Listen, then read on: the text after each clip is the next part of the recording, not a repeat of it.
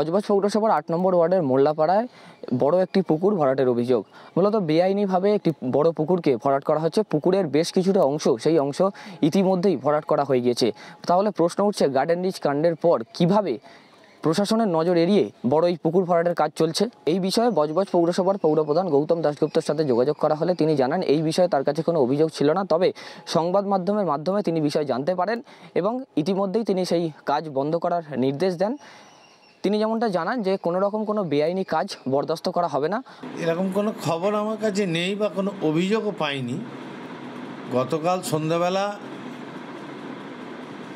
সংবাদ মাধ্যমের মাধ্যমে বা তোমাদের চ্যানেলের মাধ্যমে খবর পাওয়ার সাথে সাথে আমি ওখানে লোক পাঠাই এবং স্থানীয় কাউন্সিলর সহ সংশ্লিষ্টদের নির্দেশ দেওয়া হয়েছে যে ওই কাজ অবিলম্বে বন্ধ করার জন্য। এটা বেআইনি, এরপর কিছু হলে কড়া ব্যবস্থা নেওয়া হবে এবং এফআইআর হবে।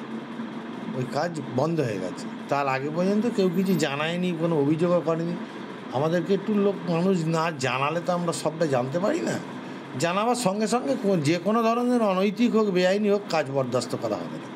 না, এই খবরটা আমার জানা নেই, আমি আজকে প্রথম শুনছি। অ্যাকচুয়ালি এই প্রচণ্ড গরমের মধ্যে তো আমরা খুব একটা বেরোচ্ছি না বাইরে, তো শুনে খুব খারাপ লাগছে। কারণ বজবজে এমনিতেই অনেক পুকুর ভরাট হয়ে গেছে এর আগে। পুকুরগুলো রক্ষা করা খুব মুশকিল, কারণ পাড়ার লোকজন যদি না এর বিরুদ্ধে প্রতিবাদ করে এবং এর বিরুদ্ধে সংশ্লিষ্ট যারা দপ্তর আছে, পৌরসভা, থানা, প্রশাসন, তাদেরকে জানাতে হবে। যদি না জানায় তাহলে তো এই জিনিস চলতেই থাকবে। বজবজে পৌর প্রধানের উদ্যোগেই বন্ধ করা হলো সেই বেআইনিভাবে পুকুর ভরাটের কাজ। আমার শহর বজবজ থেকে ক্যামেরায় ঋতিকার সাথে সুব্রজিৎ চক্রবর্তী, কলকাতা টিভি।